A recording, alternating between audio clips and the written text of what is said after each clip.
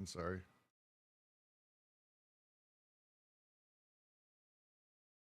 All right. Starting middle 177, what is philosophy? Aesthetic figures and the style that creates them have nothing to do with rhetoric. They are sensations, percepts and affects, landscapes and faces, visions and becomings. But it is not the philosophical concept defined by becoming and almost in the same terms. Oh, LJ, I'll share my screen. 1 second. You can read along.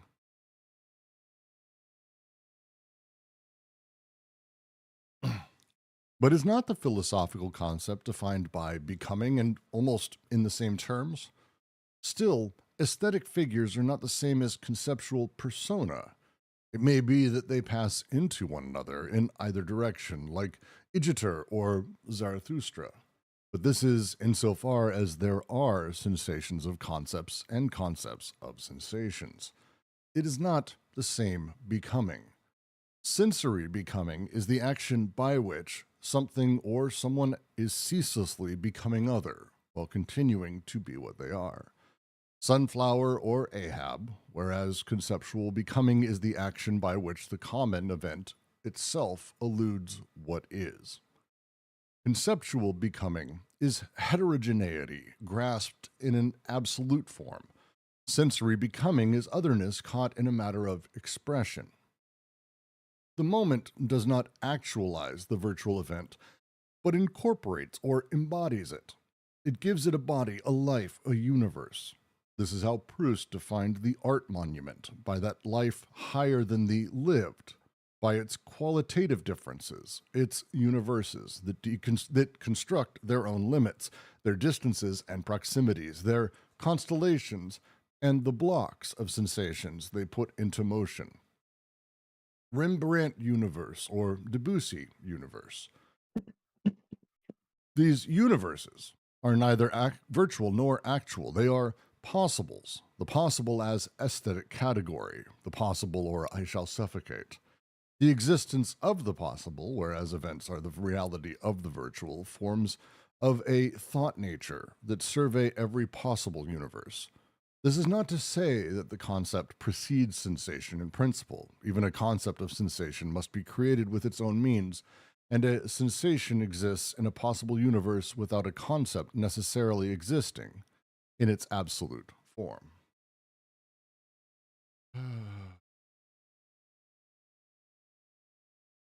Yeah. So that's interesting, right? Like they're already doing the distinction between rhetoric and art. So just like philosophy always tries to maintain that it's not persuasive, right?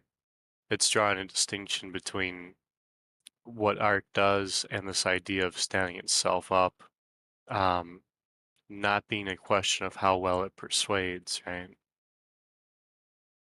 So it's not persuasive speaking. Yeah, I think so he says aesthetic figures. So figures and style are elements of rhetoric. So figures of speech and the style in which the speech is delivered. So he's saying aesthetic figures and style have nothing to do with rhetoric. So I think that's probably the point why he's saying that. And so we're looking at aesthetic figures and style.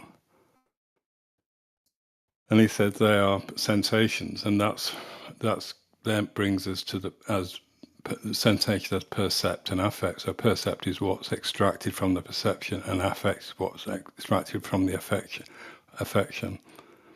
And he says landscapes and faces, visions and becomings, which are kind of examples, I suppose, really, how he's already spoken about them in terms of examples like from literature and painting. Yeah. I'm just saying, yeah, I've actually got very little to add there because I think, yeah. But yeah, and I think the point at the beginning of this paragraph, he's talking about becoming. So he's already spoken about becoming. Like the example, for example, is one of Ahab becoming whale. So I think he's kind of distinguishing between philosophy and art, and so in terms of at the beginning here, in terms of becoming, he said he's not the philosophical concept defined by becoming, and almost in the same term. So he wants to differentiate. Excuse me, sorry. He wants to differentiate between philosophy and art in terms of different understandings of becoming, and then which is what he does. And also the other thing he brings, obviously, is a conceptual personae as well. Well, aesthetic figures are not the same as conceptual personae. And he said it may be that it passed. So the figure, I mean, I think the aesthetic figure, one might think is something like the Ahab becomes whale as an aesthetic figure, which are very different from the conceptual personae which we had earlier in the beginning of the book. He said that maybe they pass into one another in either direction. So then he gives the example, which again we've already come across, Igator, which I think it's Malame, but I can't remember exactly. It's from, we've already had this example of Igator.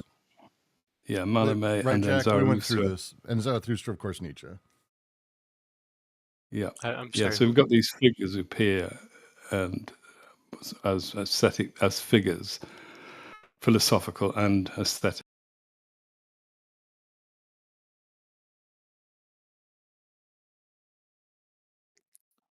And he said it's not the same becoming. So they have becoming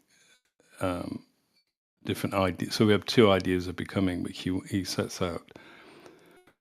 And he says sensory becoming is the action by which something or someone is ceaselessly becoming other while continuing to be what they are. And this is the becoming of the artist, the character in the book, for example.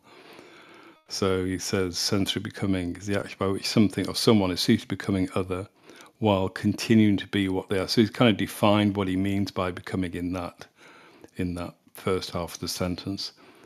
So sunflower or Ahab, whereas conceptual becoming the action by which the common event itself eludes what is. I mean, I can't remember. I don't know if anyone can remember the kind of talking about the discussion of becoming in the philosophical section. I mean, becoming is a central theme for Deleuze, but it kind of escapes me at the moment, to be honest with you, without going back to the beginning of the book. What do you mean specifically? Sorry, I'm trying to figure out what specifically you mean, because there's a lot said about a lot of these things. But I'm happy to dig back or jump back if I expand a little bit. Are you just trying to go through the philosophical version of what he's talking about here? Because the idea of the aesthetic figure and the becoming there is sort of the version of that for philosophy. Is that where you're trying to go back to, or? Yeah, no, because I mean, I think obviously he's distinguishing between the two. I mean, both deal with becoming, but in different ways. And I think the one we're familiar with, because it's most recent, is the aesthetic one, because this is what we've. But obviously, I'm just looking back in the index. So there is becoming is listed as a theme in the index, and it's there's a concepts and becoming, page 18, 20. So it's obviously a theme it's right at the beginning of the book, which I thought it would be. So it's something that, if we wanted to, we could probably look up and remind ourselves. But there is a difference. He says one is conceptual becoming. So he said the difference sensory becoming, or the aesthetic, the one that the artwork institutes. The character becomes something other, becoming other, while continuing to be what they are. So sunflower or Ahab is the character becomes whale. Whereas conceptual becoming is the action by which the common event itself eludes what is. Again, like I say, that in that short bit, it doesn't ring any bells, but I suspect if we went back, we'd remind ourselves. So conceptual becoming is heterogeneity grasped in an absolute form. Sensory becoming is otherness caught in a matter of expression. And I think that tells us the difference. And again, I mean, I don't know. Shall we just refer back to that Yeah, page and see if it's any. So So- if you go back to page 18, Sorry, I please. hope my connection is not that bad. To me, it sounds like the conceptual becoming here is something that is not totalizing in a sense, but bringing it into an absolute form to create a concept. It is bringing together all these heterogeneous elements into one form that tries to encapsulate the different strata and the history and also the trajectories that are encapsulated in this absolute form. Whereas in the sensory sensory becoming, like when you look at a painting by Francis Bacon, Deleuze was very firm of. When you look at it shocks you. It constantly is some otherness that cannot be reduced to something encapsulated, that is just bringing together something to this conceptual absolute form, but is wild in its tendency to affect you, to create an otherness that is constantly pushing your senses and creating the affective process that is forcing you to react to it in a specific and not conceptual manner, at first at least. If we go back to the conceptual persona, I mean, we could go all the way back. The part that sticks out for me when we start talking about like how the conceptual persona functions, it's when he starts talking about Descartes, page 61. And there's a few pages in there where he's talking about how the conceptual persona comes about, what it does, how it works. And there's the line, is there something else in Descartes' case other than the created cogito and the presupposed image of thought, which are kind of Descartes' thing? Actually, there is something else, somewhat mysterious, that appears from time to time or that shows through and seems to have a hazy existence halfway between concept and preconceptual plane, passing from one to the other. This is how he's talking about and sort of giving sort of a little bit of life to the conceptual persona. It's not the concept, it's not the cogito. It's kind of with Descartes' cogito.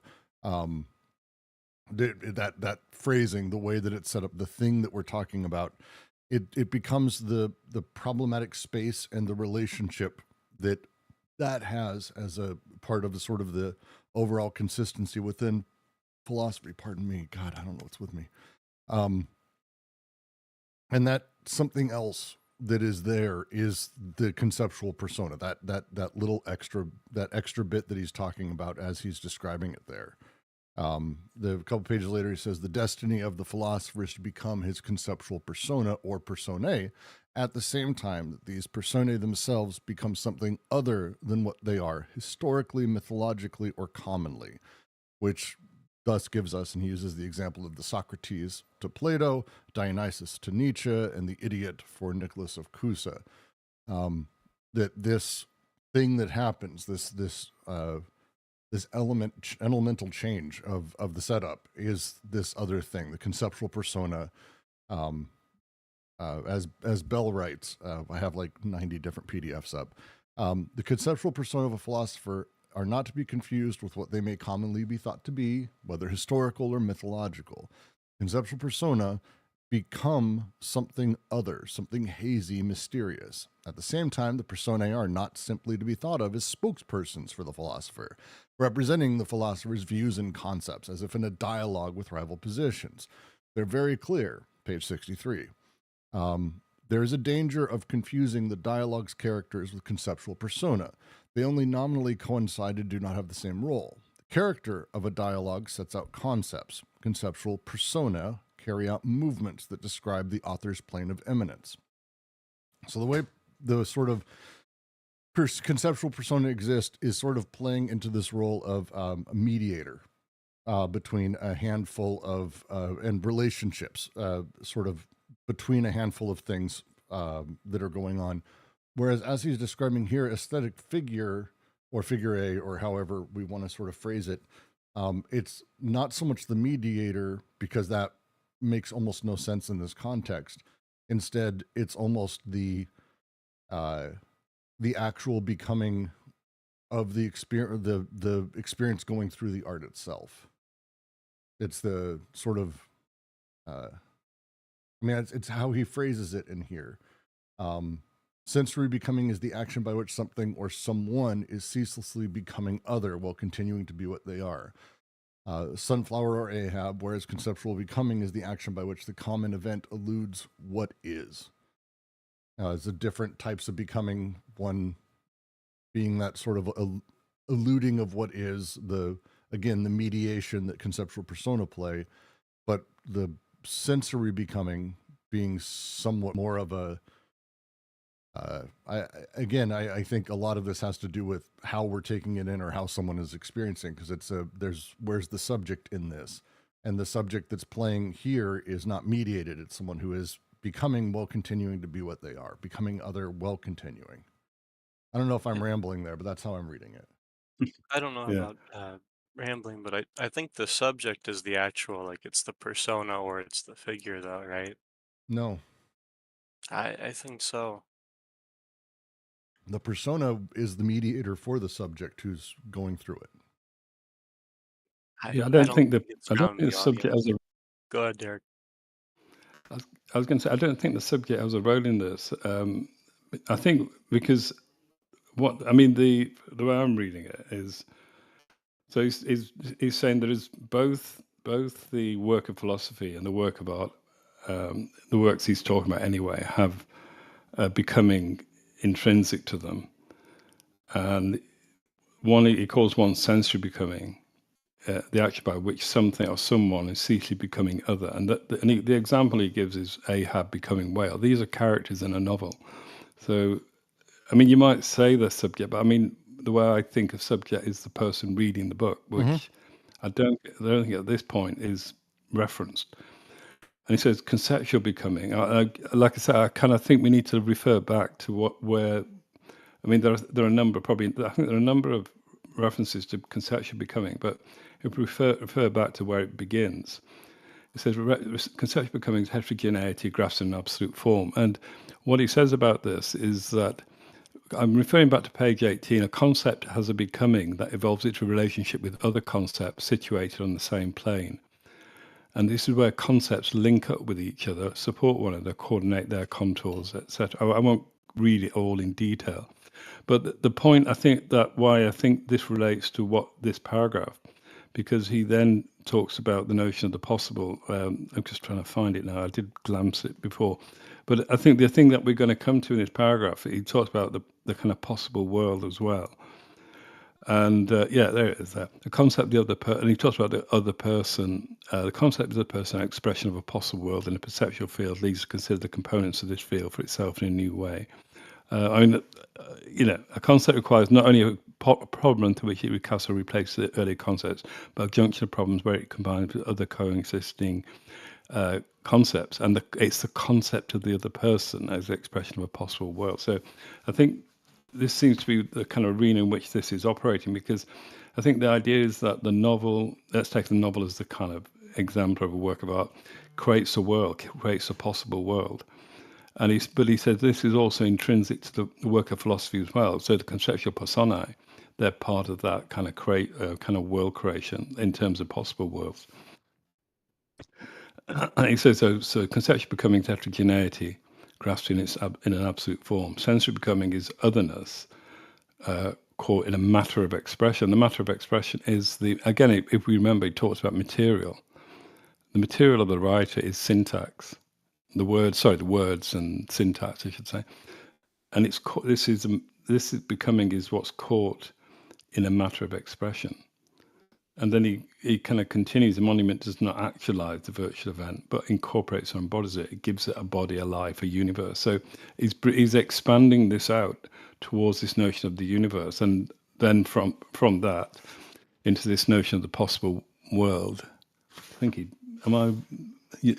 Possible universe, which I imagine I take as a reference to, well, the possible anyway is obviously a kind of, well, not obviously, but it seems to be a reference to Leibniz. Kind of Leibniz is one who instigates the notion of the possible world. So I think what's being said here is that he's looking at both have becoming. I mean, something he's already raised with Moby Dick and Ahab becoming whale. and he wants to kind of distinguish between philosophical becoming and what you might call artistic or what you call sensory becoming. And he's doing it through this notion of the world or the possible world, but which also relates to philosophy as well, which he talked about at the beginning of the book. And so, and he's now talking about the art monument in terms of a universe.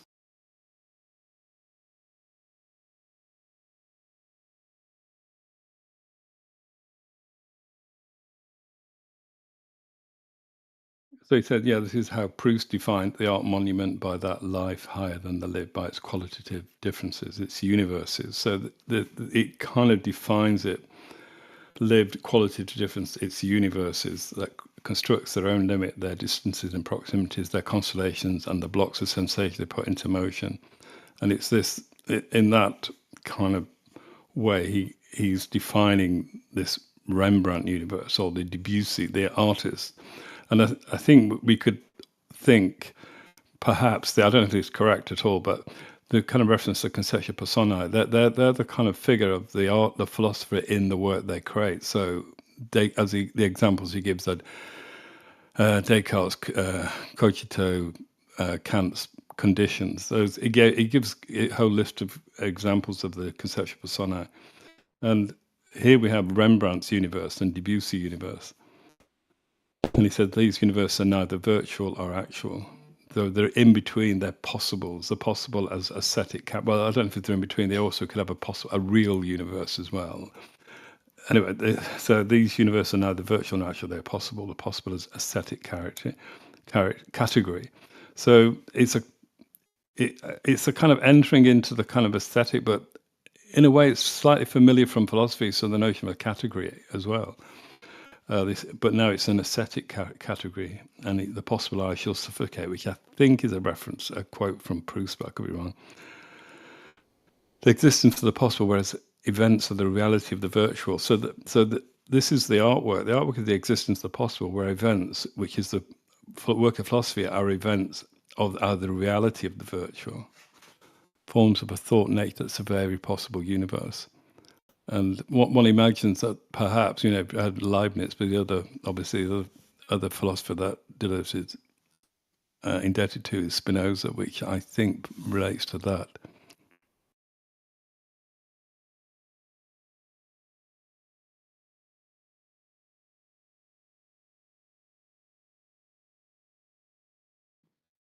And just to finish, this is not to say that the concept precedes sensation. So I think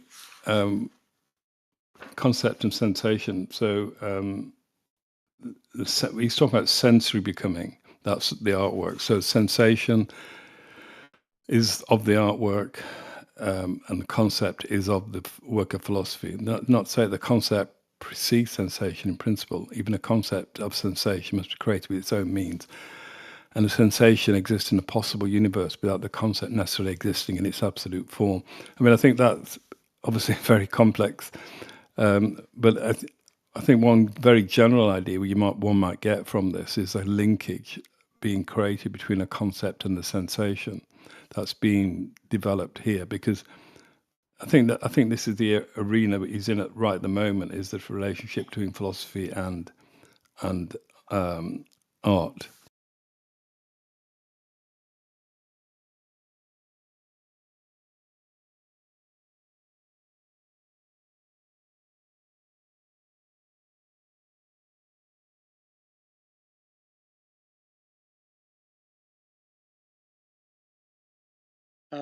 So say, could you say that the aesthetic, the art is he's saying it's possible between actual and virtual, whereas the philosophical concept, the concept is the virtual.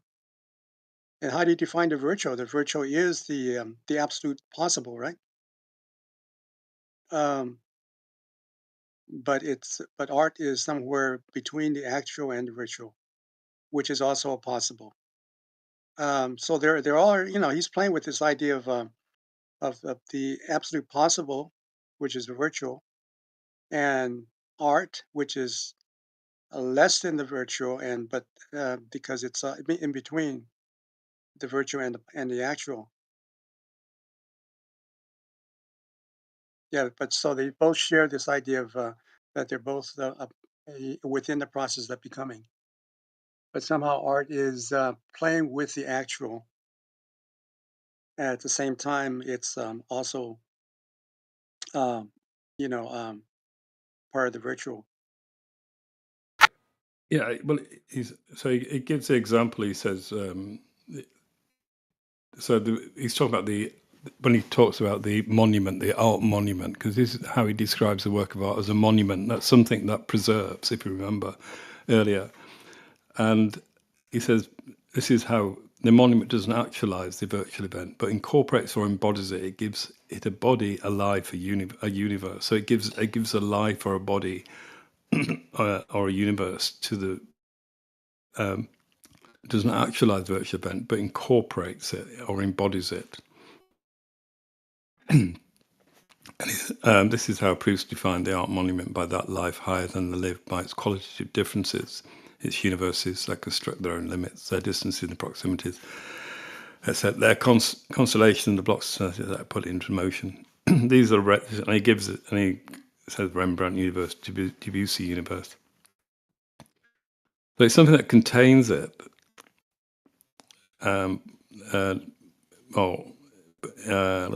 Does not actualize the event, but it incorporates it or embodies it. It either incorporates it, contains it, or it's an embodiment of it. And he said these universes are neither virtual nor actual; they are possible. So these universes that the artist creates, the Rembrandt universe or Debussy universe, they're possible. And he said the possible as aesthetic category.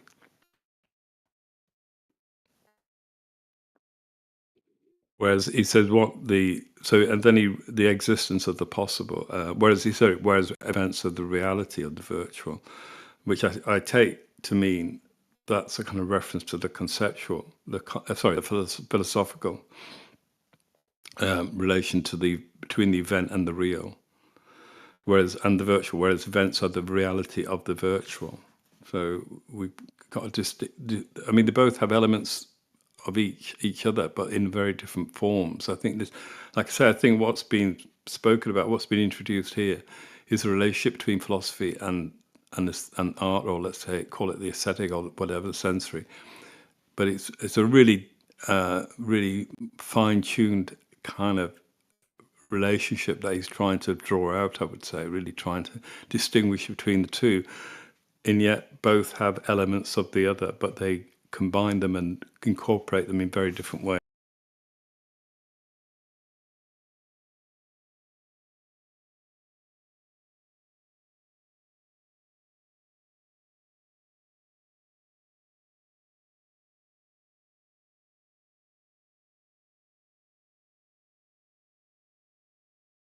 Yeah, it's a really good question you're posing.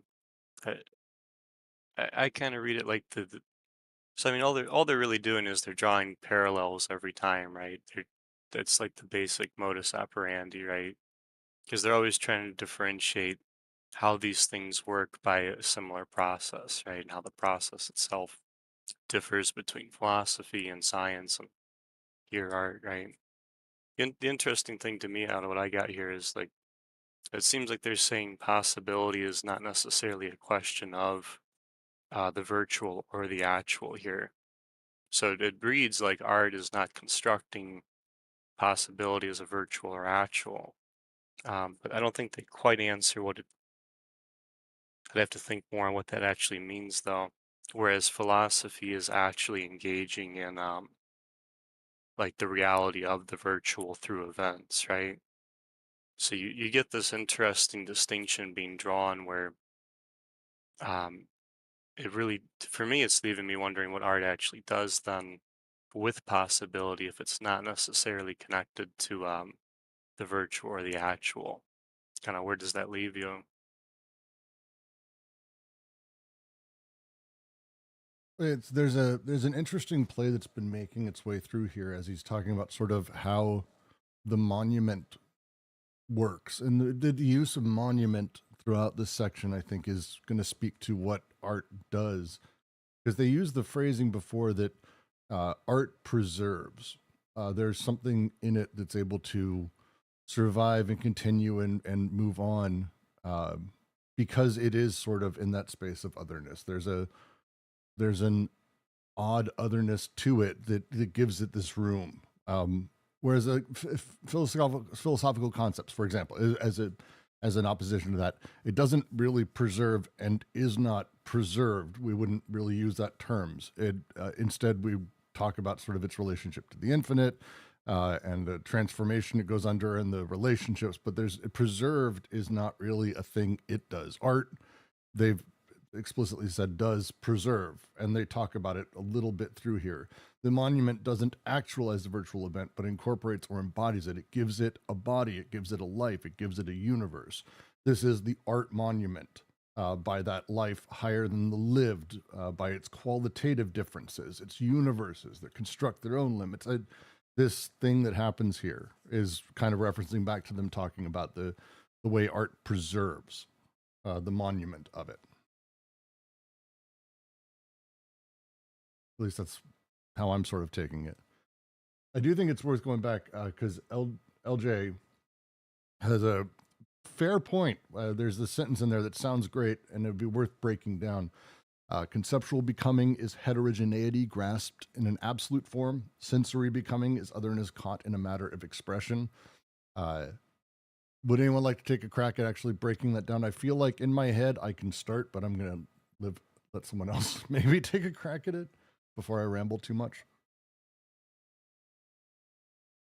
Because it's a fair critique. I think it's, like I say, I think we'd need to go back to the beginning of the book to kind of deal with that adequately, I think. But like I said, I think the reference to it seems to deal with that one I read. I didn't read it in full, obviously, because it's just that will take too long. But I mean, he says that a concept is a becoming involves a relationship with concepts situated in the same plane. So it's involved with other things, which kind of defines heterogeneity, I would say. So it's not just involved with itself. It's involved with other concepts. I mean, this is the structure that he talks about in terms of when he says what is a concept. So a concept is made up of components. So components that are kind of overlapping, and then also they're bridges between the concepts, but between the components. But the components themselves are not. They kind of they're different. They have this. They're not, when they join other concepts, but they don't join in a smooth way. They're fragmented, and he likens their relationship to a dry stone wall. So that's one of the things he's talked about. And then the sensory becoming is otherness. Sorry. Real quick, Derek, just as an odd note on that one, sensory becoming is an interesting translation. I'm just because I'm an ass about this. It's probably better said, the becoming of sense is actually how it's originally written in the French, because it's using the same terms and language he used throughout Logic of Sense. It's the le devenir sensible, the becoming, the sensible becoming, the becoming of sense. So it's not so much sensory, which I think in English has a very hard line sort of setup, but it's much more about the sense, the sensible, the becoming of sense, which is interesting. Just adding. Yeah, I think both translations though speak to the where it's coming from, what it's referencing, because it's referencing fundamentally, I would say, aesthetics. So which from that you would obviously go back to someone like Kant. And so I've just lost my place. Sense becoming. All right. So I'm just looking for this quote we're dealing with. So yeah, sense becoming is otherness caught in a matter of expression. And I think because the other thing we need to not deal with, but reference is that he talks about categories.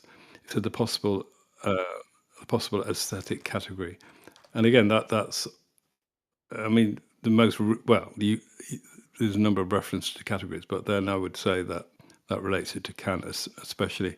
And again, the notion of aesthetic. So I think this is a kind of Kantian language, but allied to a kind of Leibniz and a Spinozan thing. But it's exactly what Deleuze does. He does bring all this stuff together, I would say.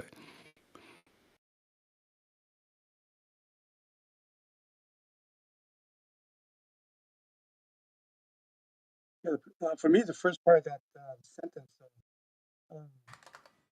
conceptual becoming is it's been absolute. It sounds very metaphysical, like it's like a transcendental move towards the abstract understanding or abstract, towards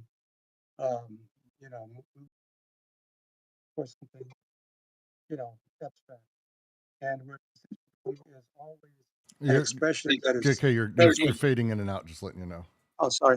So the sensory becoming is always, in the actual, involved in the actual process of artistic expression and creativity. So it's always in the sensory world of experience.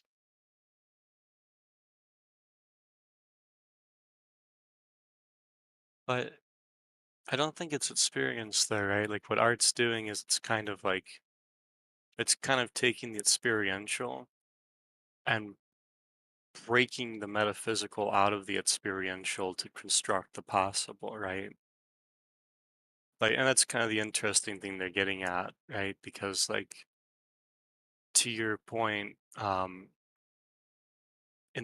and to your question's point earlier, right? Like it's almost like in doing so, right, art is kind of constructing a possibility that is, I mean, it's like they're saying, right? It's its own universe, right? It's not necessarily actual or virtual, right? It's a kind of universe unto itself, right? So to me, this seems really like Blanchovian to me.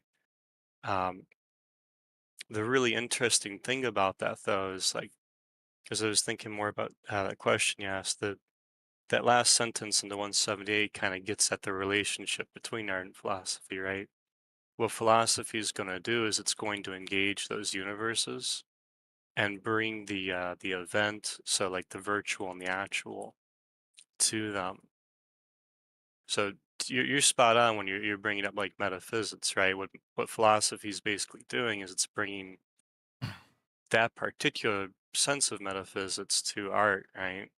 Because art, as they've basically gone through, right, it's almost like art doesn't need that. But obviously philosophy does, right? Philosophy is very needy in that sense. So because art is constantly responding to the world of sensation, and that's how it gets, that's how it's motivated towards this kind of expression through art. And I think that's the difference between art and philosophy. Uh, Art is concerned with sensations and how it deals with unifying sensations. And philosophy seems to try to go beyond the sensations, from the corporeal world of sensations to the incorporeal and to this absolute virtual. Yeah, I think that's how I'm reading it too, where it's the basically conceptual becoming in the way that the concept sort of operates. Um, the the interplay of the things. Conceptual elements aren't reducible to the things that are parts of them. The belief in a concept or a concept as it operates isn't really a reducible thing to anything that's sort of actualized. Whereas art, by being sort of the otherness and how it plays, it it operates in a completely different way. That it gives sort of, I don't know, voice or read to elements within it that give that monumental status that uh, that are played that way, but the concept doesn't work quite like that.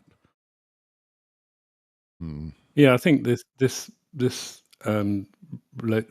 the difference between philosophy and art seems to be is brought out in terms of the notion of the possible. and I think we need the way I would think about the possible in terms of art. I mean, the quote, "But the possible, or I shall suffocate," which I think some proofs, but I could be wrong. If you think about a novel, I mean, there are endless possibilities. You know how a novel might develop. You know, and also I think there is an idea of art is being not a closed system. Do you know what I mean? It's not. It's open to constant, endless reinterpretation, rereadings, etc., etc. And so the universe, and so he said, this is why I think he said the Rembrandt universe or the Debussy. So the universe that the artist creates and are these universes of the possible. And he said it's the existence of. In fact, he goes further. He said it's the existence of the possible. So they give existence to the possible. Whereas if you think about the possible in terms of Leibniz, what we can think of, it's more of a existence in thought. And I think that's what he says in the next section, whereas events are the reality of the virtual, forms of a thought nature that survey every possible universe. So I think with someone like Leibniz, the idea is that there are endless possible worlds. But this is a kind of philosophical construct. You know, it's a construct of thought, a construct of thinking.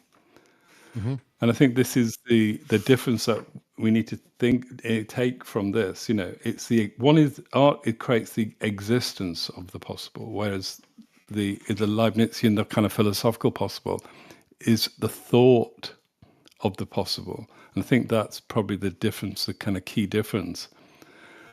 But then he, I think, what in a sense that kind of splits them apart a little bit. But then the final sentence, it kind of brings them back a little bit. So it's not say the concept precedes sensation in principle. So in other words, we don't have the concept prior to the sensation that we might have from the artwork. Even a concept of sense or a concept of sensation must be created with its own means. And a sensation exists in its possible universe without the concept necessarily existing in its absolute form. I mean, I think that is complex, and I think it would need a kind of quite a long. Well, it's. I think actually you're saying it really nicely. So we kind of have art is an actualized thing, but it's actualized in a way that is necessarily almost foreign to itself. It's an otherness to itself, and so it plays in a very unique way. Thought of the act of thought around art acts in that very odd way. It's actualized. It's there. These are the parts. This is the lines that are on the page, or the words, or like there's an actualized essence to it for sure, actualized. But because it's playing in the way it is, it's playing in this otherness. But whereas philosophical concepts, which are, I mean, they play on the space that they do, they're basically almost purely virtual. Like they're able to play in that space, and nothing is actualized. But like there's an odd difference. But I mean, if you add science in there, there's another thing science does where we're talking about it pulls from the infinite, but it stays abstract. So it relinquishes, it gives up the real, it gives up the actual, like very directed, to play in a sort of middle ground almost between the two in a different way. So we have like the three schools of thought play in completely different areas of thought and enacting on us completely different ways as well. Yeah, and I think it's partly the relationship between concept and sensation that's been developed, and I think the next paragraph then develops that further, I would say. LJ, sorry, the whole science thing is like the last 2 or 3 chapters of the book. It's not in this paragraph. I'm kind of going back and bringing in other stuff from the rest of the book. It's the thing that's interesting to me is the way that they're sort of juxtaposing philosophy and art, obviously in this paragraph, but it feels like because science is the third way that they've talked about thought working, it feels like we can start placing them against each other. At least to me, it does. I understand. I'll probably cover some of these some of these pages, but it almost sounds like it goes into that Cartesian duality thing where oh yeah, you have the three big field, and some of them are gonna be the actual, and some of them other than these parts will be the abstract, and then there's the only three field there is that to understand things. And I mean, I work in academia, and a lot of things are not like a lot of things, new things come up, right? Like they don't have a name yet.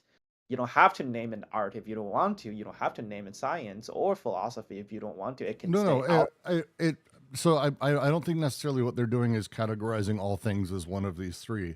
These are three of, I would say, modes of thought that they're kind of giving room to, like how they operate. And really, it's and Derek or Jack or Triad or Jean Claire, if anyone, feel free to disagree. They're kind of giving voice to the operant nature of thought in these different ways. And they've, I think, explicitly said that this isn't it. They're just saying that these are like, here's the difference. Here's what, like, because the book is, what is philosophy? And philosophy very often gets confused with a whole bunch of other stuff. And they're wanting to break out and go, like, look, this is what philosophy does. Philosophy plays with concepts. Concepts and how they work is really about a relationship with other elements that's transformative over time. It doesn't really sort of hold the same information in the same way, but instead it plays in this space of immanence and the plane of immanence in a unique way. Versus science, science is about not so much playing with immanence in that way, but instead slicing up immanence into these referential planes on which science places That things. Yes, that part I understand so much better because it seems like there is a, at least from my perception, that there is a clustering between whatever philosophy and art and how they deal with this eminence. And then maybe they're starting to differentiate between philosophy and art and then how it treats this thing differently. And then I think this is what they're doing, and they're talking about art and how it comes out. They use but they use the example also of Igitur and of Zarathustra, and we can name, like, Mallarmé is going to be filled with a billion of these. So are a lot of literature where you start seeing sort of them bleed into each other of philosophy and art, but how it operates or what it does. And I think a big part of that they're sort of hinting at here is, and they have been since, I'm going to go back to that idea of the monument, the thing that is preserved, what is preserved through things. And art, because of how it is actualized, because it's literally just the thing put down, there's something unique preserved there that I think the others don't have. But we'll get to that. We'll get to that. I don't want to jump ahead or I think I understand because I do remember there was this part of the discussion and earlier that says, "Oh, the science is about reference, but it's always referencing something other than itself that's currently the state." So it's referencing something that is not itself. And at arts, when you say about these otherness in itself, maybe it plays with both. That's what I'm getting out of this paragraph. Do you think I'm actually getting, at least not getting the wrong direction? Because I feel like I am kind of in a gray area right now. Yeah, I think we have to remember that what we're the chapter we're in is called Percept, Affect, and Concept. So the artwork deals in percepts and affects, so it extracts percepts from perceptions, affects from affections, and concept is what philosophy creates. So the chapter signals that this is the relationship that's being discussed, and I think this paragraph introduces this relationship, and I think, like we said, I think the next paragraph will develop it further. agreed. Hello? Hello. Hello. Is Derek still speaking?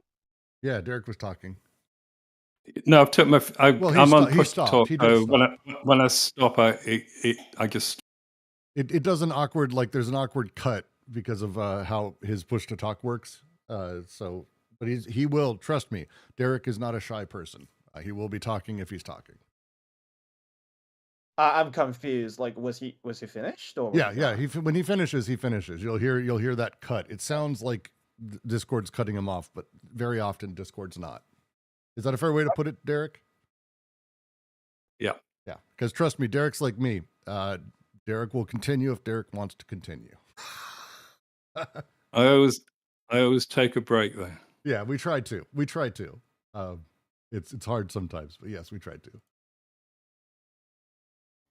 All right. Can we continue on the next paragraph, do you think? That's what I was going to say. Unless anyone has any other last notes, I think it's worthwhile because Wait, I don't think I got any from that answer. Like, I think Derek summarized that paragraph a little bit, but I don't think I understood what they said.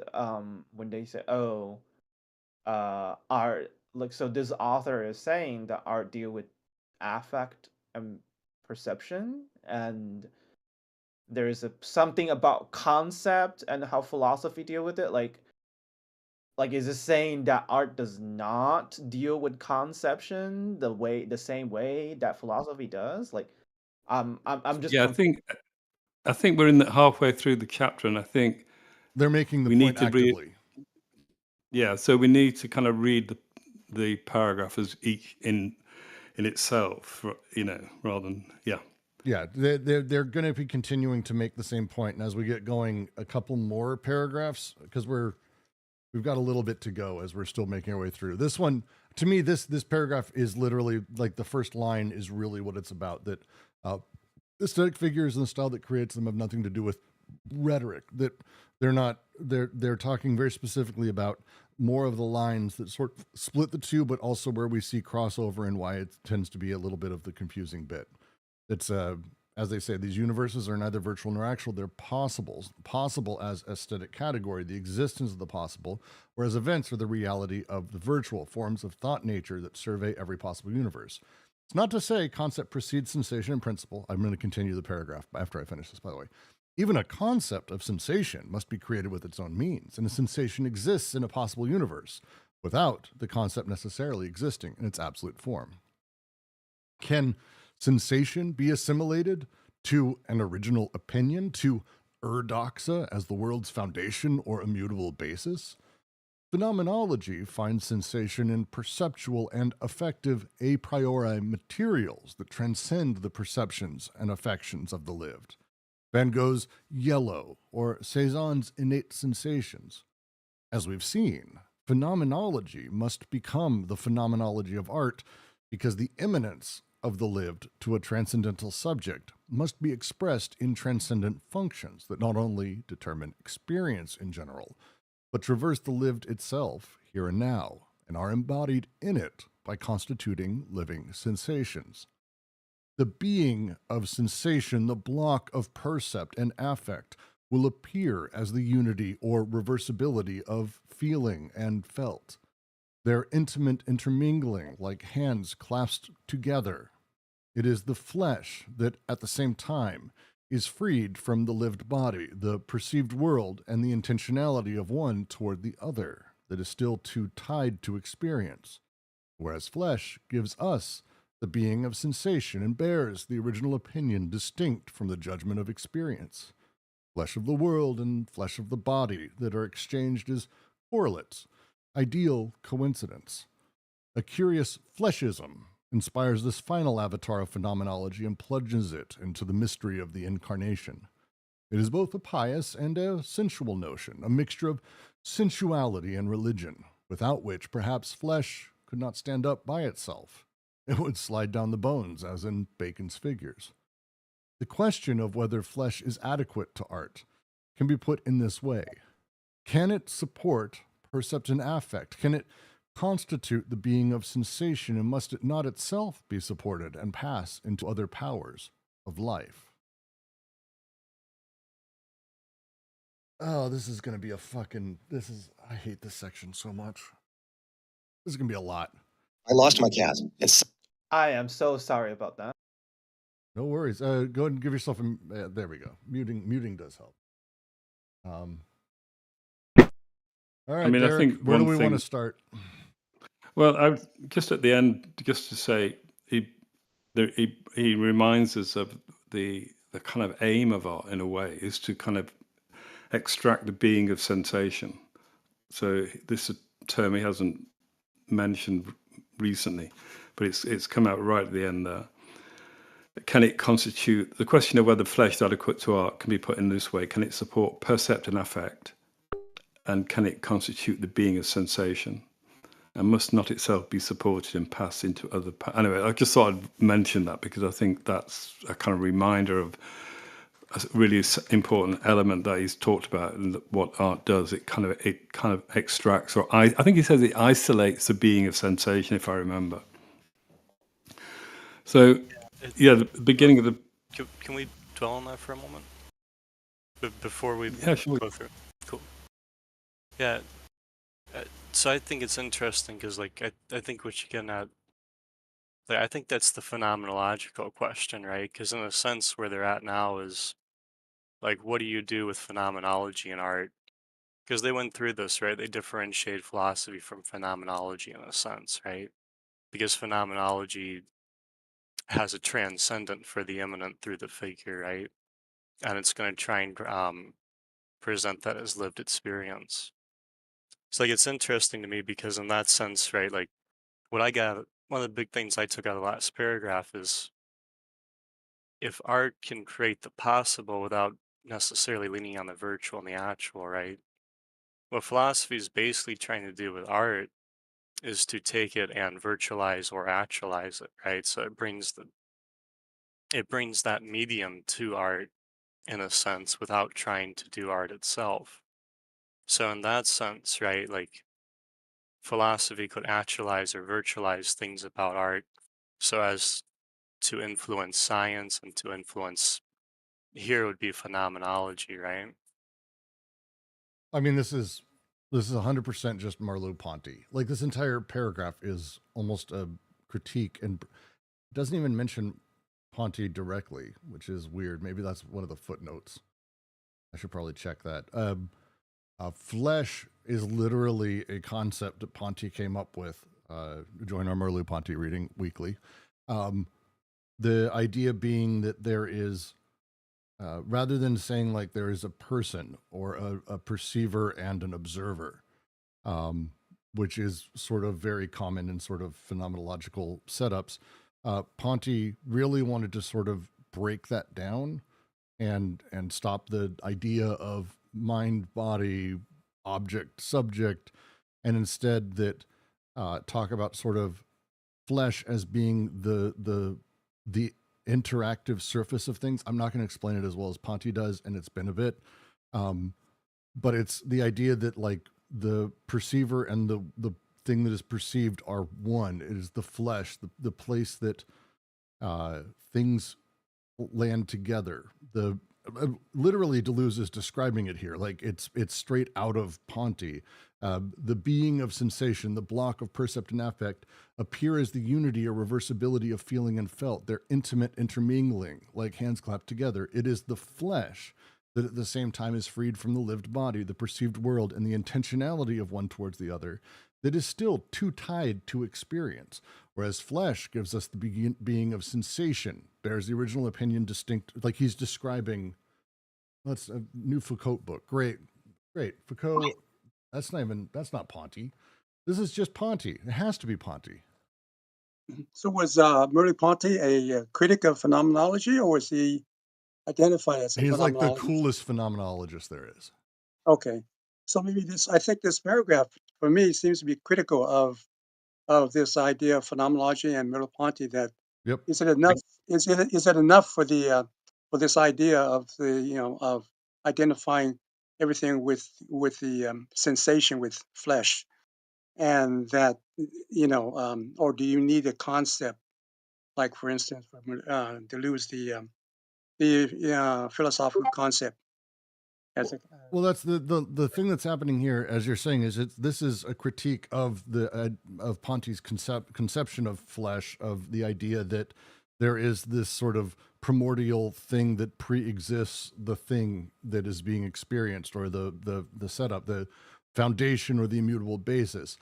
Phenomenology introduces, and Ponty introduces, the flesh as this a priori material that transcends perceptions and affections of the lived. This is 100% what Ponty does with that and what the flesh is. So this is a critique of the idea that you have this sort of concept of the flesh that's trying to account for the relationship between the subject and their world, and the setup that's happening there. But that's, as they're describing here, that's like this doxa. That's this thing that we're presuming as this foundation, and they're about to sidestep that in the next paragraph. But this is just a critique of that. It feels like they capitalized fleshism for a reason. Like it's, and I like Deleuze has used Ponty. Like Ponty's throughout a lot of Deleuze's work and is deeply part of that. But for sure, this is critical of it. Yeah, I think the point is that he says that in the previous paragraph. He said the monument doesn't actualize a virtual event, but incorporates or embodies it. It gives it a body. And I think this is the point of why he's kind of going through phenomenology, in particular, as you say, Merleau-Ponty. Because I think, yeah, as you say, there's this idea of flesh. I think carne or the incarnate, those kind of ideas which are within Ponty's thinking. So he's kind of going through this because I think there is an idea that within phenomenology, particularly Merleau-Ponty, there is a relationship to art, of philosophy to art, that's intrinsic to Ponty's thinking, which seems to have this same kind of impetus to give a body to thinking, to conceptual thinking, and in a way, this probably is therefore a kind of critique of that idea. And I mean, the other thing, I've just gone back to I found the page where it's mentioned. Phenomenology goes in search of original. So the originally starts off, he talks about doxa. So the doxa opinion. The word doxa, an original opinion. The word doxa means opinion. Doxa means original opinion. And he says phenomenology goes in search of original opinions, which binds us to the world as to our homeland. And it also needs the beautiful and the good, so that the latter are not confused with variable empirical opinions, so the perception and affection attain their truth value. This time it is a question of the beautiful in art and the constitute of humanity in history. So, and he says phenomenology needs art as logic needs science. So that gives us that relationship. We've gone through. So in the previous section we went through. The last one was the relationship of logic wants to replace philosophy, and it does it. It wants it through kind of through the scientific methods. The use of the function, that kind of thing. Whereas now we've got the kind of other side of that coin, perhaps. Phenomenology needs art as logic needs science. And that gives us a kind of, I think, an understanding of why this paragraph is framed the way it is. So sensation. So he's talking about concept sensation. I think he wants to think about them as the title of the chapter says. He wants to think about the relation between percept, affect, and concept. I mean, percept and affect can be subsumed under the idea of sensation, I would say. And so, can sensation be assimilated to an original opinion, to doxa, as the world's foundation for a mutable basis? And that's exactly what he said about the last bit, anyways. But what he said about phenomenology. So, he says, can sensation be assimilated? So he says, phenomenology finds sensation in perceptual and affective a priori materials that transcend the perceptions, affections of the lived. So phenomenology finds sensation in perceptual and affective a priori materials. So this is a kind of a priori materials. Effectively, the a priori is the possible, and materials that transcend and materials. Obviously, not obviously, but that's a quote, obviously, as it's in speech marks, but transcend the perception and affections of the lived. So the percept and affect are extracted from the perception and affection. So here it's a question of transcending the perception and affection of the lived. And it gives the example of Van Gogh's yellow or Cézanne's innate sensations, which I know Ponty wrote on Cézanne. I'm not sure if you wrote on Van Gogh, but one imagines him up. For sure, extensively. Yeah. Okay. I haven't read that much about Ponty, to be honest. We have a reading. You're welcome to join. Yeah. I'll think about that. Yeah, as we've seen, phenomenology must become, like I say, this is a reference to what he's already said. As we've seen, phenomenology must become the phenomenology of art because the immanence of the lived to a transcendental subject must be expressed in transcendental functions that not only determine experience in general, but traverse the lived itself here and now and are embodied in it by constituting living sensation. That's an incredibly long sentence. So I don't know if we can unpick that. We as well. He's kind of repeating what he's already said. Phenomenology must become the phenomenology of art, because the immanence of the lived to a transcendental subject, right? So the immanence of the lived, the lived immanent to the transcendental subject. So the subject that kind of has its own, let's say, its own thinking as a subject for its thought, if shall we say, must be expressed in transcendent functions.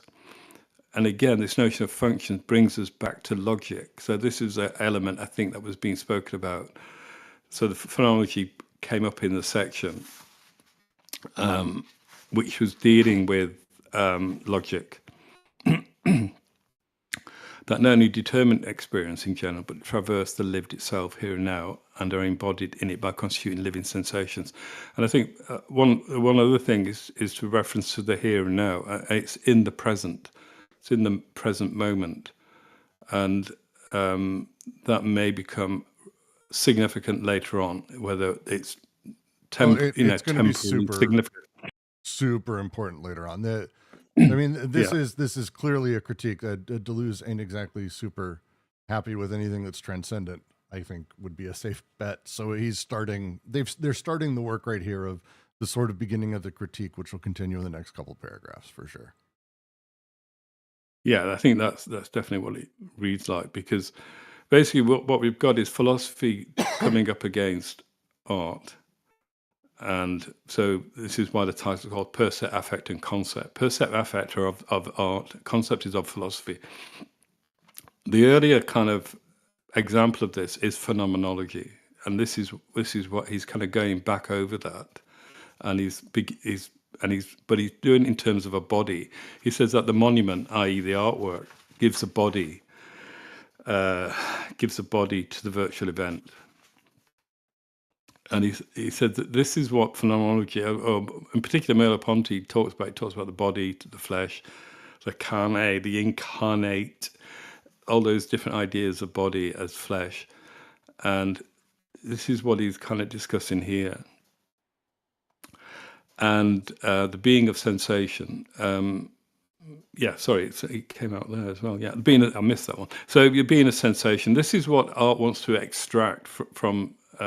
This is one of the kind of main aims. He said, the block of percept and affect. This is what this is what the artwork wants to extract: the being of sensation, the block of percept and affect. Will appear as the unity or reversibility of feeling and felt. They're intermingling like hands clasped together. It is the flesh that, at the same time, is freed from the lived body, the perceived world, and intentionality of one towards the other that is still too tied to experience, whereas flesh gives us the being of sensation and bears original opinion distinct from the judgment experience. Flesh of this is a very long sentence. Flesh of the world and flesh of the body that are then changed as correlates ideal coincidence. So in the second sentence of this paragraph, is he making a criticism of phenomenology, shading this a priori kind of thinking? Well, I would say like I said, the a priori is the possible. That's what the priori is. The a priori is the possible. It is. But I don't think it's just a quote. It's just a quote. I don't think it's a critique at this point. I think what he's doing is setting it out, but he's at the end of it. Because the question, I think that, this is just my opinion, because he's talking about the body, the monument giving body to the virtual event. So the virtual event is the event of philosophy. So in what we seem to have here is almost a kind of an actual body being given to thought through this kind of idea of Merleau-Ponty's phenomenology here. But he's questioning And he whether says that, it's yeah, but is the and he question, says question whether that can be a foundation for, for art. sorry, can you just repeat that because you're quite breaking up? Yeah, isn't he questioning whether that idea of the a priori can be served as a foundation for this line of thinking and phenomenology? I'm not sure because, well, like I say, I think one of the things he does say is that the possible is an aesthetic category, but it's a category of the aesthetic. And if we go to Kant's kind of thing, in Kant, the a priori is possible, is the possible. The a priori is the possible. Right, but he's It can also only saying be that possible if it's a priori. Before we experience it, so it can only ever be possible. he's also saying that the I mean, that's transcendental subject is also a transcendent function. The same kind of critique was using against in vis-a-vis scientific thought, scientific logic, that it is a transcendent function. This subject, that's subject. yeah. I think this is what is kind of repeating what he's already said. I think that's the point of this paragraph. He's already said this already within the logic section. Yeah, he's just restating it, specifically beginning this critique towards this, as he calls it, the final avatar of phenomenology that's here. Yeah, exactly. And it's what he calls a curious I think the point is this end bit, the curious fleshism expires this flash. Because like I said, my reading is, like I said, it's just that I feel he talks about the monument as an art, the artwork as a monument gives body, and it gives body to the event. So that's the kind of image we're dealing with. And then he doesn't go to it directly, but he goes through it through phenomenology, which claims to do exactly that, I would say. And he says it's a curious fleshism. So it's endlessly concerned with. I hate to use, well, the word that comes to my mind is meat, the meat of the body. Fleshism, and I think the word carne is used. Inspires his final avatar phenomenology and plunges it into the mystery of the incarnate. Yeah, so in there we have incarnation. It is both a pious and a sensual. So it's both pious and sensual, a mixture of sensuality and religion, without which Right. perhaps flesh could not stand up by itself. It would slide down the bones. So suddenly we've got this thing. It comes into this world of the religious, or the pious is not necessarily religious, but pious and sensual. Right. The question of whether flesh is adequate to art can be put in this way. Can it support percept and affect? Can it constitute the being of sensation?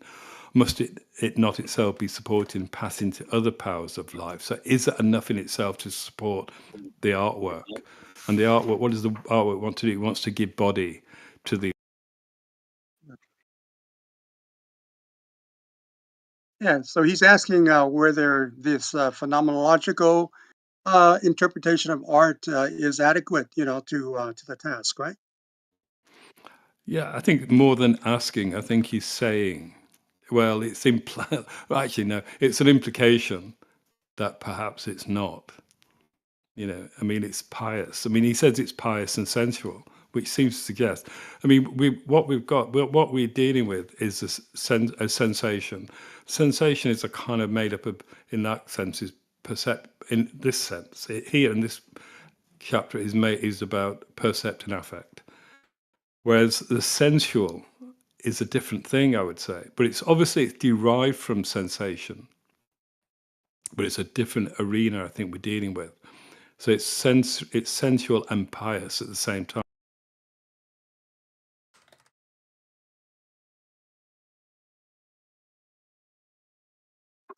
So it has this kind of transcendent function.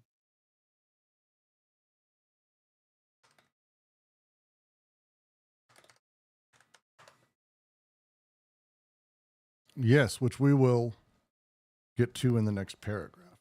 Because I think that's the critique comes in the next paragraph. It's a long one. Just be ready for that. Yeah, it sounds like we're about to the next paragraph. We are. Go for it, please, Jack. Yeah, this is my holy shit moment for the day. So the endnote actually so the endnote, it spans on this point, right? And it raises the question about like Merleau-Ponty and fleshism and all that, right? So it keeps that context.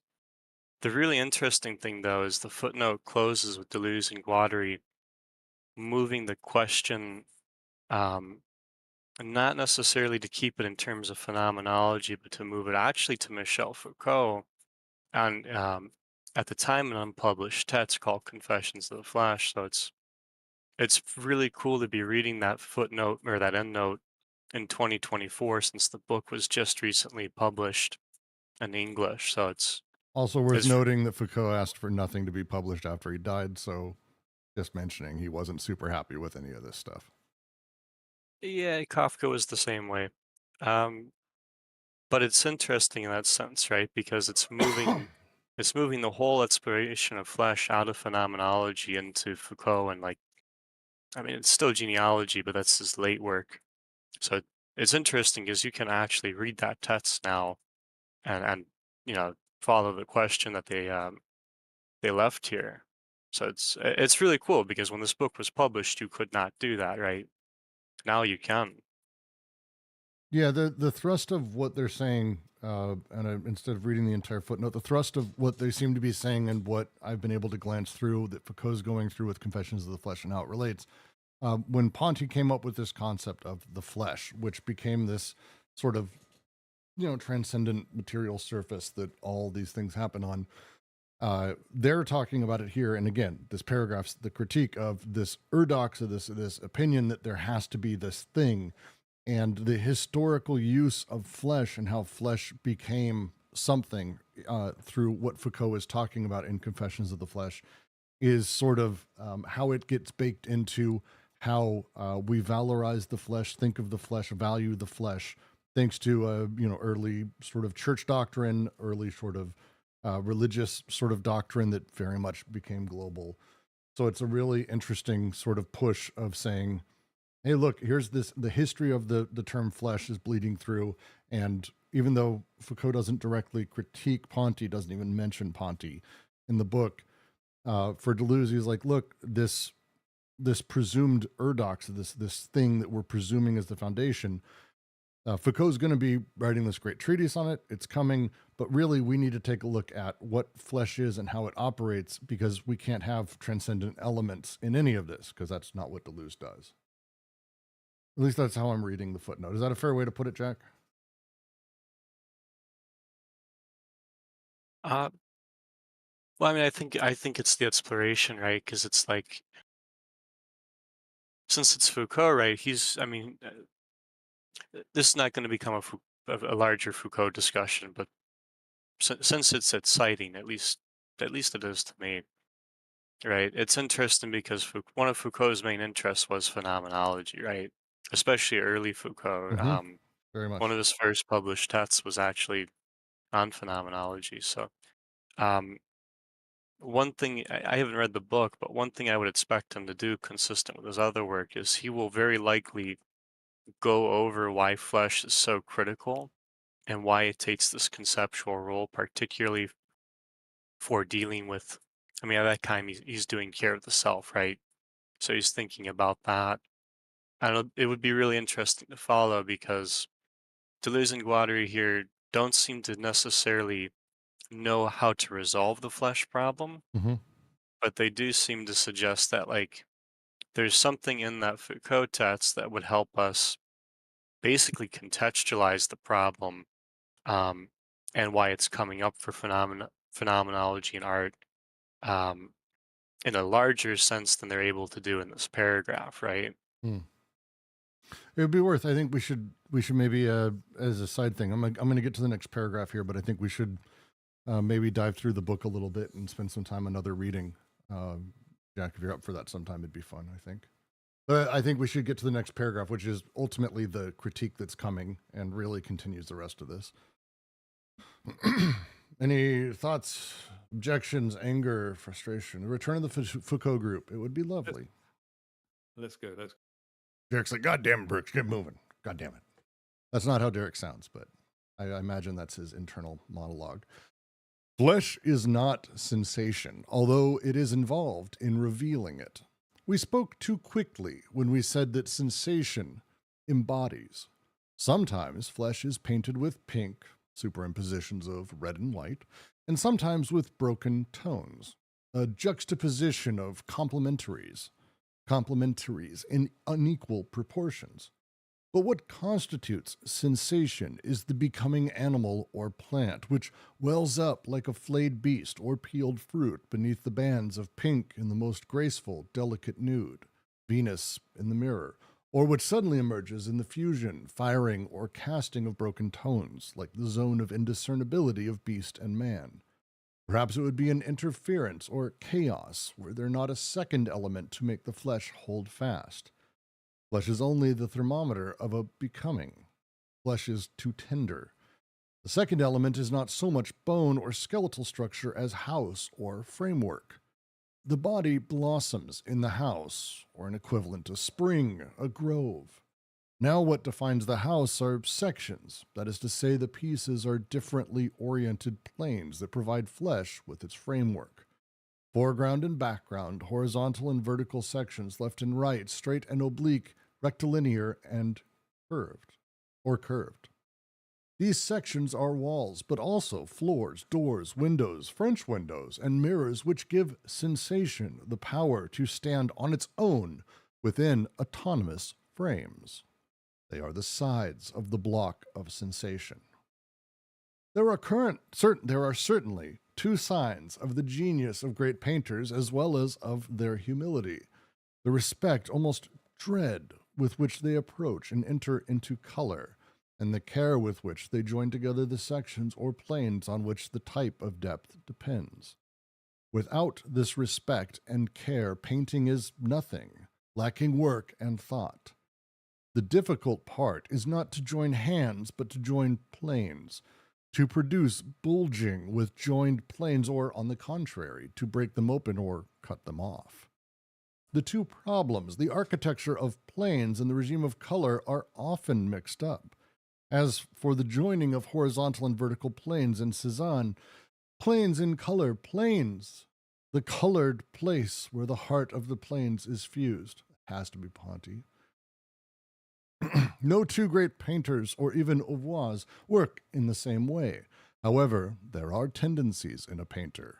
In Giacometti, for example, the receding horizontal planes differ from right to left and seem to come together on the thing, the flesh of the small apple, but like a pincher that would pull it backward and make it disappear if a vertical plane, of which we see only the thread without thickness, did not fix it, checking it at the last moment, giving it a durable existence in the form of a long pen passing through it and rendering it spindly in turn. The house takes part in an entire becoming. It is life, the non-organic life of things. In every way possible, the house sensation is defined by the joining of planes in accordance with 1,000 orientations. The house itself, or its equivalent, is the finite junction of colored planes. This is so cool. Okay, so I'm going to let other people talk because I think I know what this one's about. But I want to take a second. I'm pretty sure I know what this one's about. I get what he's doing with the flesh here. I think I get it. All right. I mean, I'll talk. I mean, are you asking for someone to read? No. I just, if anyone has thoughts on what this is, the thing he's talking about here is that with Merleau-Ponty and how Ponty describes flesh, or how flesh is talked of, we're often talking just almost purely of you see the colors. Here are the colors. Look at, there's red here, there's pink here, there's this. But that's not everything within a painting, within art, within any of it. That the structure of the art is actually part and parcel, that we can't pull one out of the other, that it's not just the addition of paint to canvas that makes thing art. That's not the point. It's how the paint is put there, just the structure of it. There's a term that they will come to use very often, and they may even say it in here. It's the diagrammatics of it. How the structure or things are laid out is actually part and parcel of the colors. By just saying flesh, what we do is we sort of think of the colors and things coming in sort of all at once. But the structure of the piece, the house, is different. There are parts that are doing different things. As he says, what defines the house are sections, that is to say, the pieces of differently oriented planes that provide flesh with its framework, foreground, background, horizontal, vertical sections, left, right, straight, oblique, rectilinear, and curved. If we only say flesh, flesh is perhaps the thermometer of becoming, the intensities of it, but it's just too tender. We need the structure. We need the other part of it to make it the art that it is. There's the two signs of a great painter, he says, as well as their humility: the respect they approach and enter into color, and the care they join together sections or planes. It's not just that flesh is perhaps pink or slightly off-white or darker skinned or whatever. It's not that. It's how it's placed and the ratios of it and the lines of it and how it's laid on. It's not this syntax purely, oh, it's just here's the words he chose. It's like art. It's like, no. How things are structured is part and parcel of it. So by only saying flesh, we forget the skeleton. We need them together. Together is actually what art is. It's them together as sort of one. Flesh is purely thinking of color, ignoring the rest. Flesh is inadequate. Yeah. So Yeah, would so you say said that? Go for it, Derek. Yeah. So there are two things. So we have the flesh. I mean, in the previous paragraph, it's just the flesh, it seemed, which then had those kind of pious and sensual qualities. But here it's the, as you were saying, it's a flesh, but it's within something, as part of something within this structure. It's kind of put into. So he starts by saying, flesh is not sensation, though it is involved in revealing it. He said we spoke to a sensation in bodies. Sometimes flesh is and then he describes how flesh is painted in terms of either red over white, white over red, which might create a kind of a flesh tone, or broken tones, which are different colours placed next to each other. He said, but the sensation is the becoming animal or plant, which is what he's already said. So Ahab becomes whale, that kind of thing. But he said this wells up like a flayed beast or peeled fruit beneath the bands of pink. So beneath the kind of flesh, which he's saying, which for him is here is saying is pink, he said beneath that this thing wells up like a flayed beast, and that's flayed beast is, I would say, is reference to Rembrandt, but also to Bacon, Francis Bacon, the painter, who you wrote about as well. A peeled fruit beneath the bands of pink in the most grateful, delicate, nude Venus in the mirror, which suddenly emerges in the fusion, firing or casting of broken tones. Perhaps it would be interference or chaos were there not a second element. So he said that this comes. You could say, the kind of broken tones. It could be seen as an interference. The kind of thing, kind of interfering with each other, like light waves, those kind of things. Were there not a second element to make the flesh hold fast? And I think this is what he said in the previous paragraph. He said, the flesh would just, without something to hold it, would just kind of slide down the bones. It can't stand up by itself. And the second thing is, as you said, Brooks, is the house. But it's not only the house; it's also, it can be in a land. So a body blossoms in the house, or an equivalent, a spring, a grove. So these other ways in which the color is kind of given. Let's call it a structure. I'm not sure how to say that, but. And then he said, what defines body are sections. That is to say, the pieces of differently oriented planes that provide flesh with its framework. So yes, it's a framework. So it's a different, in their different orientations, they provide the flesh with its framework. And then he starts to use these kind of what I would say are conventional terms in relation to painting. So foreground, background, horizontal and vertical sections, left and right, straight and oblique, rectangular and curved. But what I think he does, he just gives it a completely new kind of, a completely new view on it, you know, because I think the kind of standard aesthetic thing would say, yeah, it's made up of the foreground of this painting, the background, and those kind of terms are kind of standard. But he kind of gives it this kind of structure of a house, in which gives it a complete, and then they take on a different life, completely different life, I would say. So he said these sections are walls, but also floors, doors, windows, French windows and mirrors, which give sensation the power to stand on its own within autonomous frames. So the sensation is within it, but it's detached from it. And these frames, these walls, doors, etc., these different planes are autonomous. And then he kind of then says what they are. They are the sides of the block of sensation. So this is the thing he's been talking about in this section, the block of sensation, a block. And then we have the idea of the monument as a kind of a thing erected that's preserved as a kind of block. And now suddenly we've got the block of sensation. These frames, these sections. They're the sides of the block of sensation.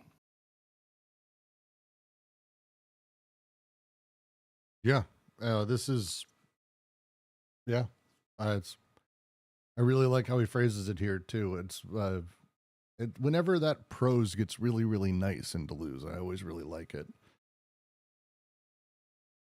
Good prose here, I think. Yeah, and then he goes on to talk in sort of detail about different artists. So there are certainly two signs of the genius of great painters, as well as of their humility. So two signs of genius and humility.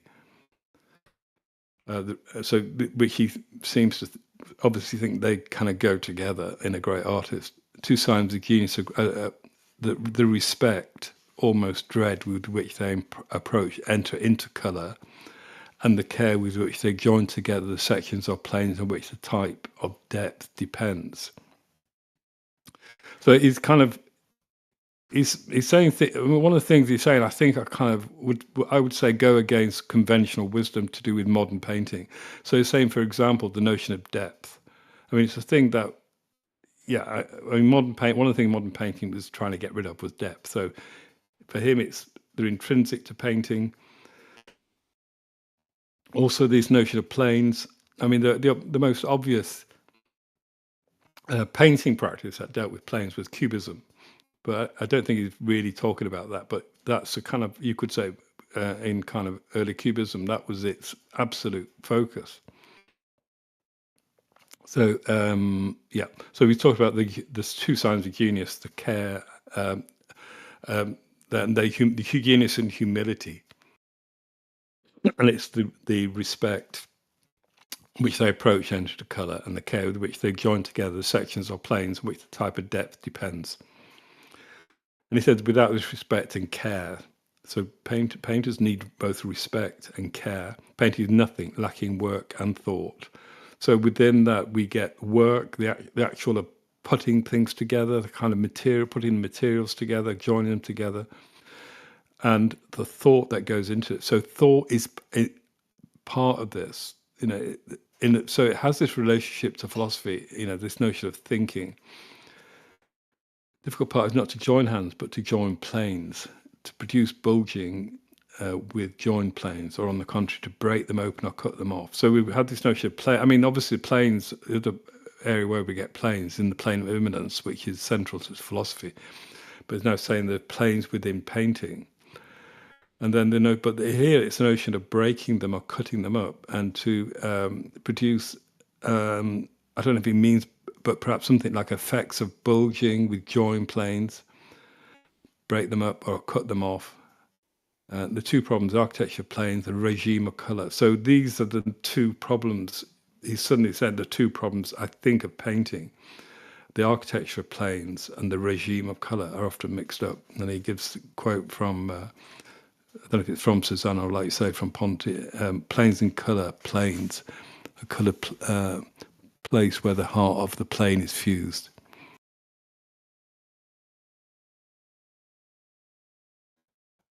Yeah, he kind of continues. No two great painters or even herbs work in the same way. However, there are tendencies in a painting. Giacometti, for example, the receding horizontal planes differ from right to left, and this is almost like a phenomenological. In fact, I would go to this is a kind of a phenomenological approach to painting, because what distinguishes phenomenology, and especially its early days, was that it was a detailed description. And this is what he's doing. He gives us a detailed description. So, in this case, Giacometti, the receding horizontal planes differ from right to left, seem to come together on the flesh of the small apple. I mean, I think one of the things that I think distinguishes Deleuze's writing and painting is that it's incredibly, amazingly observant about painting, I think.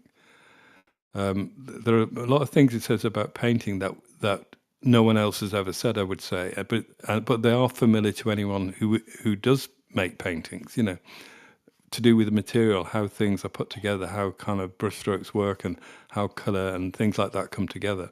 And I think Deleuze seems to, for me anyway, get it from inside. It's really interesting.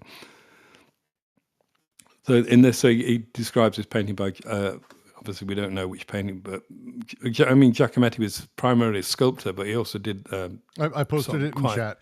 He made a series of really kind of amazing paintings of an apple on a desk and on a chair and on other things. I've got a bunch of them in chat. Oh, right.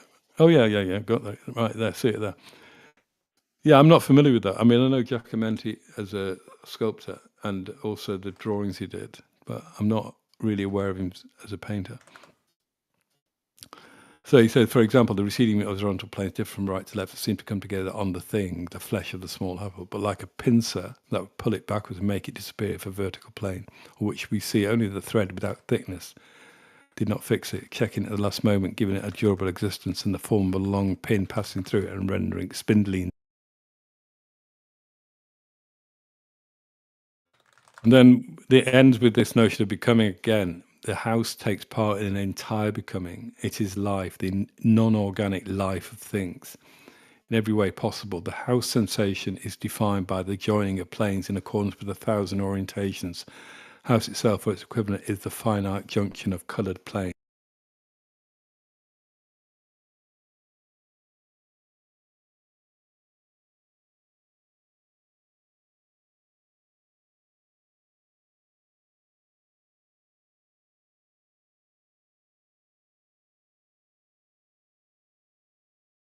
The phrase that they use in there, ton rompus, which I'm just not going to pronounce probably correctly, is a way that Van Gogh talked about how he painted and how he used colors that are sort of subdividable into other colors, parts of other colors, made up of other colors. There's a lot. The footnote says there does not seem to be an equivalent English term for the French ton rompus, which means colors or tones made of different colors or tones. I actually don't even know, like there are design schools that play with that, but I actually don't know of a simplistic term for it, so whatever. But I posted where Van Gogh actually used the term in his painting above a poppy field, which is the famous one he used. In reference to it, he says, I've made a series of color studies in painting, simply flowers, red poppies, blue cornflowers, and myosotis, white and roses, yellow chrysanthemums seeking oppositions of blue with orange, red and green, yellow and violet seeking le ton rompus et to harmonize brutal extremes. So it's playing with how these colors are made of other colors inside of it, which is kind of a really cool thing. Pretty cool. But it is, yeah, I think it is, to his point, just real quick, it is Deleuze's point of like how much a painter, a great artist spends on the way the colors interact. I think, to his point, Van Gogh's literally just doing color studies to find these combinations and how they play and how they like how they make them feel. Again, the structure of how these colors work and how they're placed against each other is what he's talking about, and it's a good example of it. Yeah, I think the notion of broken tones is quite old, but I mean, it does go back to someone like Titian. I mean, Titian reportedly said, "Make your colours dirty," because it's supposedly he was. This is when in the Renaissance, it was kind of putting using oil paint and really developing it, and they would rather than flat color, which was the kind of tradition under egg tempera. They were able to create a kind of much more varied kind of tonality and color, and sorry, what was I going to say? Yeah, and I think the thing about what happens in the period of like in the 19th century, and Van Gogh is kind of at the end of that tradition, in that there was a real interest in color theory, a kind of scientific color theory, which actually a lot of it got its impetus from the research into color that was done at the Gobelin tapestry works. I think I mentioned this before, actually, but so one of the things they were interested in weaving tapestries is how they could create effects of color by weaving different colored threads together. And there was quite a lot of research done into it. I think the guy who did it was a guy called Chevreul, if I remember correctly. But that was a big impetus for a lot of the kind of painters that followed, from the beginning of the 19th century, people like Delacroix, people like that. But then and Seurat was one of the big innovators in using color. And then you get things like the Pointillists and the Impressionists, but then, like Van Gogh. But like I say, it kind of dies out, I would say. And it's interesting because I think if you think about Cubism is, as I was saying, is more of a planar kind of interest, more interest in the plane than in the color. So you could say, in a sense, that there's color and there's plane. So if you want to talk in a kind of schematic way, you could say that 19th century and that the whole tradition of avant-garde within the 19th century was interested in color, whereas beginning of the 20th century you get this real interest in the breaking up the form, and you get this cubist interest in the plane.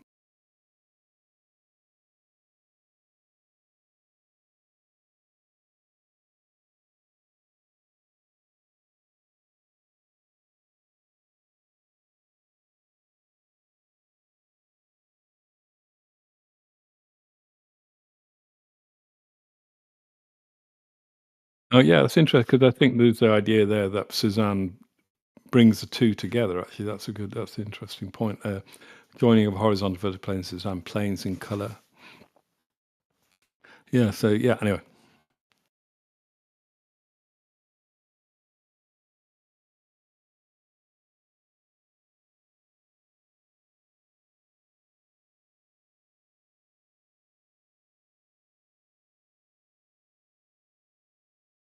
So does this paragraph answer the question he posed in the last at the end of the last paragraph? That to interpret art from this phenomenological point of view that reduces art to or life to this kind of sensation, pure sensation, the flesh. But there's more than that. So in this paragraph, it's outlining that what's needed in addition to that is the frame, the structure, and perhaps in philosophy it is the form. Right, form is also important. Not just a matter of like you use the example of the house. It's not just a matter that's used in constructing the house, but there's also all kinds of forms involved, like the windows and floors and ceilings and so forth. Those are what you call planes, which you say in philosophy it's the form. Yeah, I think I think the point about the phenomenology was it was purely flesh, it seems, a flesh of piety and sensuality. Whereas I think in this paragraph, the flesh is constructed in different ways, but then it has to be attached to something else. Flesh is not the only element, I think, involved in sensation. I think that's probably the point. So the flesh, and then the kind of the structure in which it's I don't know whether you use it. Perhaps the word embodied is correct, but I'm not sure. But the house, which he gives the example, he uses the house as an idea because I think it has these different planes. It has a floor, a ceiling, walls, sides. It has it kind of. It goes backwards, it goes upwards, it comes forwards, foreground, background, horizontal and vertical sections, left and right, straight and oblique. So it has all these different kind of dimensions, shall we say? But also not only is there dimensions, but they have different character. It calls them French windows, mirrors. They're not only abstract forms, but they're also given a name, like floor, doors. So they have a function as well. And it says these sections are walls, but also floor, doors, windows, French windows and mirrors, which give sensation the power to stand on its own within autonomous frame. So I think what's being spoken about is sensation's power to stand by itself.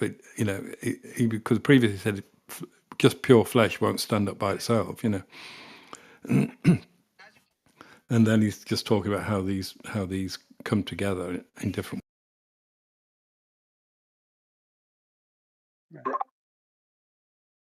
Sounds like what he's describing are mathematical or geometrical structures that you see art, in more modern art and contemporary art has evolved into geometrical forms and so forth. They're abstract forms.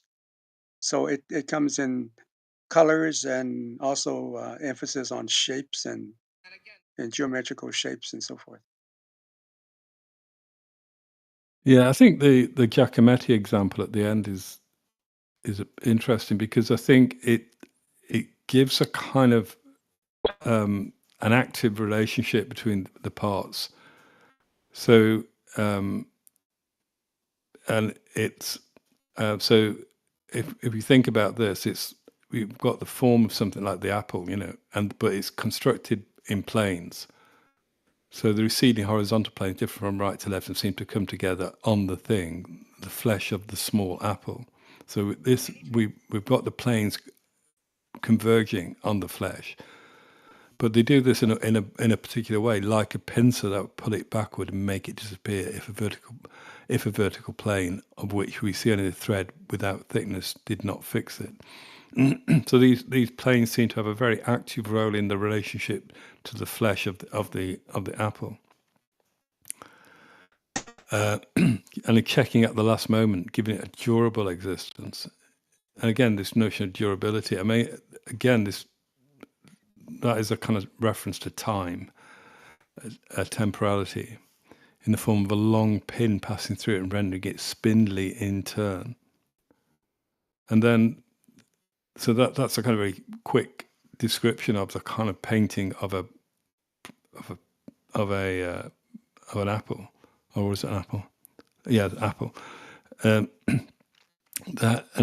then he goes from that to this, the notion of, goes back to the house, takes part in an entire becoming.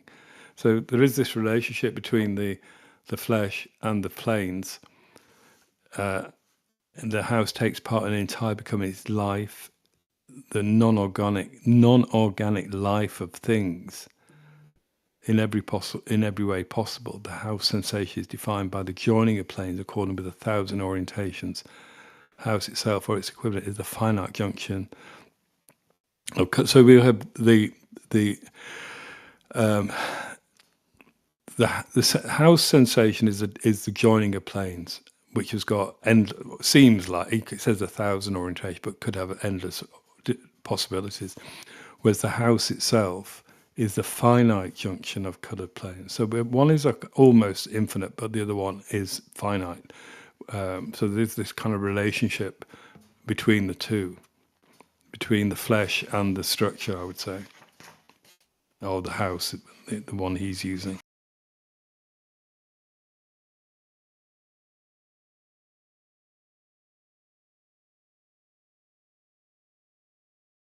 Love it. I'm going to suggest we don't continue to the next paragraph at this point. Because we're coming up on the 2-hour mark.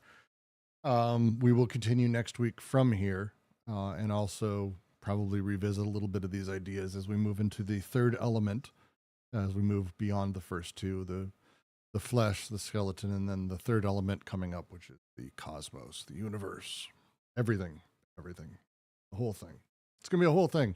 We've got a big critique coming for how we sort of regard phenomenologically art and its interaction. It's going to be fun. It'll be good times. How's everyone doing? Everyone doing good? Because so I'm going to bounce this out. It's been lovely. Thank all of you for joining us, and I look forward to next week.